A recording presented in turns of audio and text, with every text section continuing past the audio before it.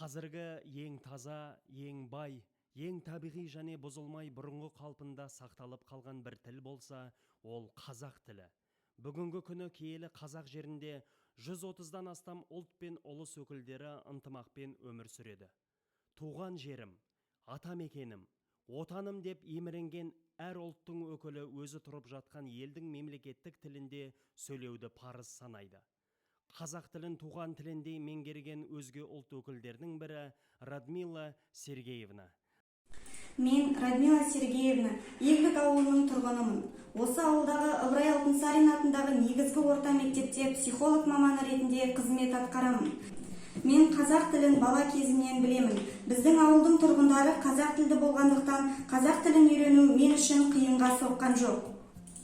Мектеп кезінен жыл сайын қазақ тілі байқауларына, аудандық және облыстық абай оқуларына қатысып, үнемі бірінші орындарға ие болдым.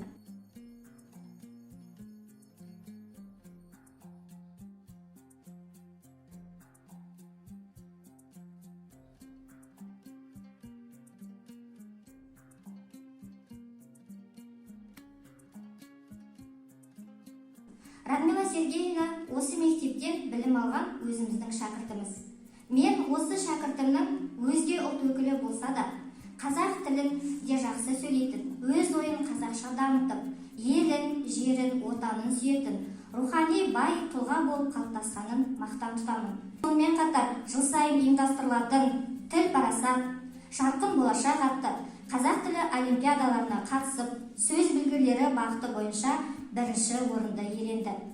Жоғары оқу орнын аяқтаған соң тұрмысқа шығып, қазақ отбасына келін болдым. Өзге ұлт өкілі болсам да, қазақ халқының барлық салт дәстүрлерін жақсы ұстанамын. Мен Радмиланың енесімін. Радмила менің келінім. Радмила ибалы, инабатты келіндердің біреуі. Ұлттық құндылықтарды насихаттай отырып, балама да қазақи тәрбие беремін. Алдағы уақытта да қазақ тілінің мемлекеттік мәртебесін арттыру жолында өз үлесімді қосамын. Естідім де сөзін ана тілімнің, бойым жылып, лезде мен тірілдім, балгер демес, дәргер демес емдейтін, тек өзімнің тілім екен сөйлейтін.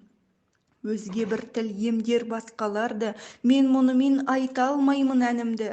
Егер тілім ертең өшсе бүгін ақ, мен дайынмын өлуге де бүгін ақ.